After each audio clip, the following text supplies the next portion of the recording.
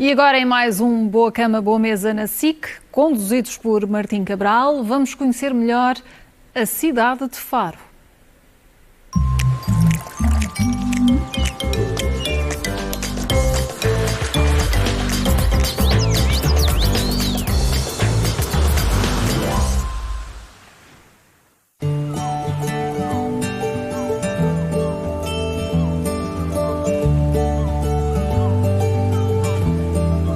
Na Marina há barcos que partem e barcos que chegam.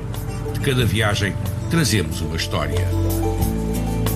Durante 2 horas respiramos a maresia e deixamos-nos enredar nas explicações de Francisco Gonçalves, há 7 anos, a mostrar aos turistas as vistas da cidade do lado do mar. Em poucos minutos, a cidade e as muralhas que a cercam ficam para trás e mergulhamos em plena Ria Formosa. Património Mundial desde 1980, é a mais importante zona úmida do sul do país. A Ria é área protegida. Estende-se por 5 concelhos, de Lolé a Vila Real de Santo António, numa área de 18.000 hectares, ao longo de 60 quilómetros.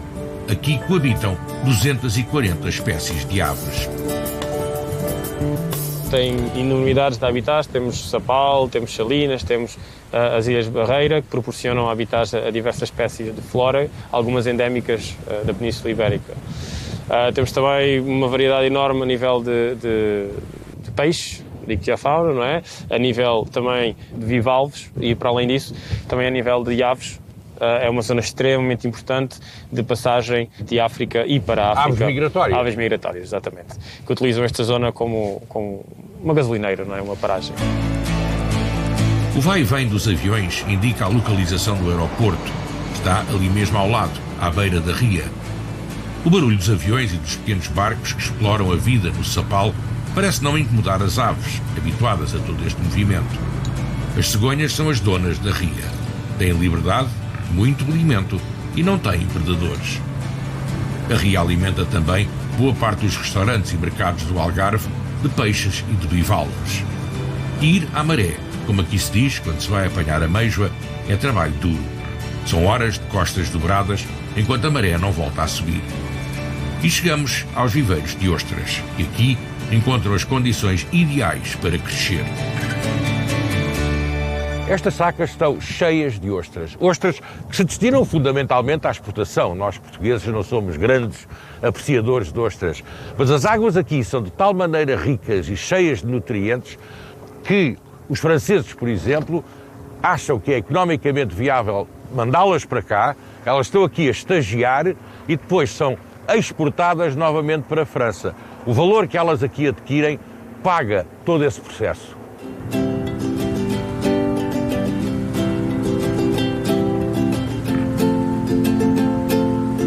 De regresso à Marina, as muralhas lembram os tempos em que a cidade era rica e cobiçada, importante entreposto comercial e cultural.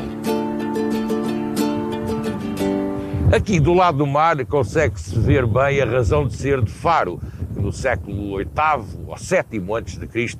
foi fundada pelos fenícios como um centro comercial de grande importância. Hoje, a região vive sobretudo do turismo. Aos hotéis localizados em cima da marina e com vista para a Ria, juntam-se outros, no centro da cidade. No antigo cinema e num centro comercial que estava encerrado há 14 anos, está pronto a primeira unidade hoteleira de 5 estrelas de Faro. O 3HB tem 104 quartos e 9 suítes. Uma piscina no interior e outra no terraço. E várias lojas e restaurantes abrem o resto de chão ao público em geral. O hotel pretende integrar-se na comunidade. Esta lógica dos hotéis funcionarem como bairros, como serem pontos de cultura, de partilha, de encontro, eu acho que esse é um grande sucesso dos hotéis hoje em dia, para de facto criar nas pessoas uma memória de alguma coisa que seja um bocadinho diferente e que seja marcante. É envolvermos com a comunidade, trazer a comunidade para dentro e sermos mais uma, neste caso para Faro, sermos aqui mais uma forma também criar uma atração maior para um destino que merece, porque Faro tem-se desenvolvido muito nos últimos tempos, seja do ponto de vista de oferta cultural, gastronómica. É uma cidade que quer receber e quer mudar, se calhar, um bocadinho aquele paradigma e, portanto, nós queremos contribuir para isso.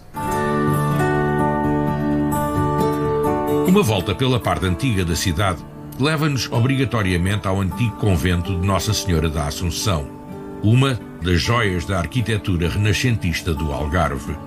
Foi casa das freiras clarissas até 1834, ano em que foram extintas as ordens religiosas. Mais tarde, o edifício foi vendido e adaptado à fábrica de cortiça. Hoje, é aqui que funciona o Museu Municipal. Os brasões, reais ou familiares, durante gerações espalhados pelo convento, estão agora organizados e catalogados. Nesta visita, gostei muito desta coleção de brasões, que estão expostos por grupos. O primeiro, o grupo de brasões municipais, depois brasões reais e, finalmente, acabamos com os brasões familiares, que estamos mais habituados. Esta da família Peçanha, por exemplo, e esta dos Pereiras. Um deles foi bispo do Algarve. A sala de pintura remete-nos para os livros de história da arte. Obras de pintores dos séculos XVI a XIX, sobretudo sobre temas religiosos, outrora pertencentes a templos algarvios. Marco Lopes destaca um dos muitos favoritos. Estamos a falar aqui do bispo Gomes do Avelar, um homem do Ribatejo, que vem parar aqui ao Algarve nos finais do século XVIII e que muda por completo aquilo que é a cultura e aquilo que é a arte aqui nesta região. Ele tem na mão um plano arquitetónico. Tem, exatamente, muito bem observado, Martim. Tem um plano arquitetónico de uma igreja em Tavira, a Igreja de Santa Maria do Castelo, que acabou por não cumprir na íntegra. Estamos a falar de uma fachada que tinha aqui uma traça neoclássica, mas este bispo também tem essa particularidade. Estamos a falar de um bispo que tem uma faceta de restaurador. Mas é no chão desta sala, obra deixada pelos romanos, que todas as atenções se concentram. O mosaico do Deus Oceano é datado do século II e foi classificado como Tesouro Nacional. Estamos a falar de uma figura que representa aquilo que é a proteção de quem vive do mar. E nós estamos aqui numa cidade tradicionalmente portuária, comercial, onde as questões do comércio ligado às atividades piscícolas, às atividades da extração também do sal, são muito fortes e, portanto, o deus Neptuno seria aqui uma espécie quase de amuleto de quem vivia das questões do mar. O mosaico foi encontrado durante as escavações numa artéria da cidade, perto da estação ferroviária. Na parte inferior do mosaico estão referências a nomes de marcas ou de mecenas, como se de publicidade se tratasse. Estas inscrições indicam que o mosaico poderia ter estado num salão nobre, talvez de um organismo rico, eventualmente a sede de uma associação comercial de Ossónoba, o nome romano da cidade.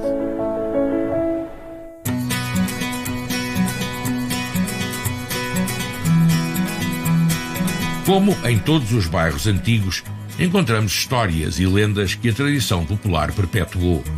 No restaurante Vila Adentro, paredes meias com o velho convento e nas traseiras da Sé e do seminário, foi descoberto um poço que o terremoto de 1755 tapou durante este tempo todo. Intrigado, Pedro Alves, o proprietário do edifício centenário, quis saber a razão porque só aparecia água no fundo do poço quando a maré estava cheia.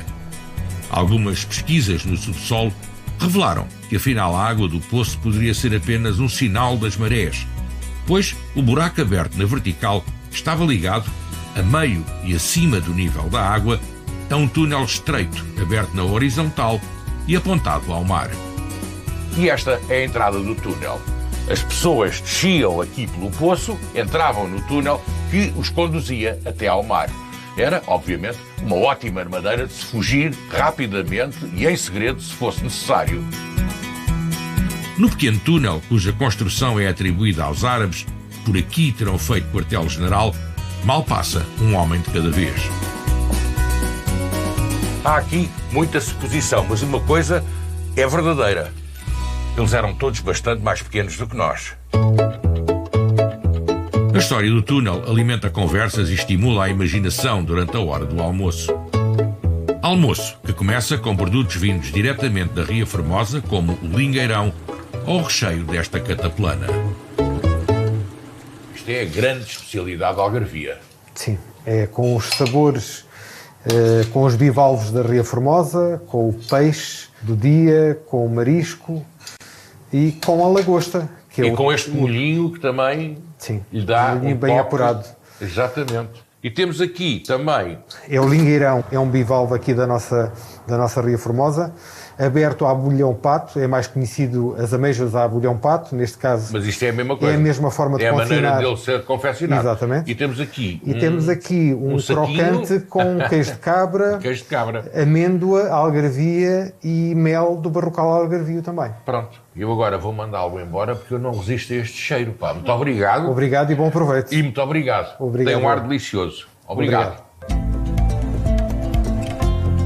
Depois do almoço, um passeio pelo centro histórico de Faro e um salto à porta da vila, erguida pelos árabes do século XI e um dos locais mais fotografados da cidade. Também esta porta tem associada uma lenda ou um milagre, conforme a crença ou a imaginação de quem conta e de quem quer ouvir a história. Esta é a porta da vila, na altura a entrada principal para a cidade de Faro. Em cima, uma estátua de São Tomás de Aquino e que tem uma lenda. A lenda era de que a estátua era de tal maneira pesada que os operários não conseguiam pegar nela e colocá-la no seu lugar. E então o bispo, que mandou construir esta porta, dirige-se à estátua, fala-lhe baixinho ao ouvido e de repente, eis não quando, por milagre, os operários conseguem levantar a estátua com facilidade e colocá-la no lugar. E fica ali muito bem. Subimos depois em direção à Sé Catedral, o templo mais importante e rico de Faro. Começou a ser construída em 1251, 2 anos após a reconquista cristã do povoado por ordem do arcebispo de Braga. Ao longo dos tempos, a catedral foi sendo ampliada e reformulada. Nos séculos XVII e XVIII foi enriquecida com vários trabalhos de talha dourada e painéis de azulejos que se mantêm. Há um trabalho aqui, do ponto de vista artístico, da talha, da azulejaria, da própria pintura, que é demonstrativo, no fundo, do cuidado. E de riqueza também. De riqueza também, de riqueza. De riqueza quer estilística, quer decorativa, quer da riqueza dos próprios materiais. Estamos a falar de talha dourada, estamos a falar de pigmentos importantes para o caso da pintura. E era cara também. E também era cara. Os patrocinadores aqui da Sé tinham algumas posses. Tinham naturalmente algumas posses, tinham também essa capacidade financeira de poder investir naquilo que era a arte, mas também que era a cultura e que, no fundo, era a comunicação que era importante estabelecer com os fiéis.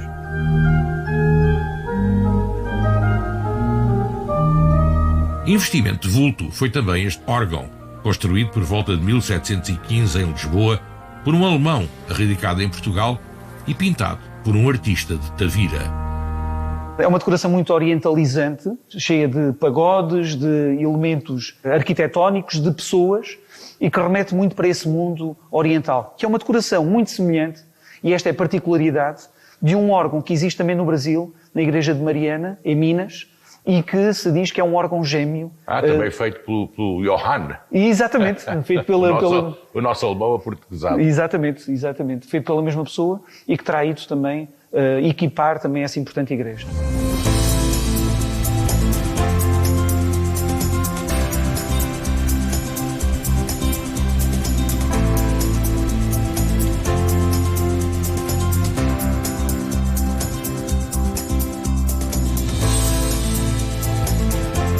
E não se esqueçam que, para além destas sugestões todas, têm sempre a praia. Boas férias e até para a semana.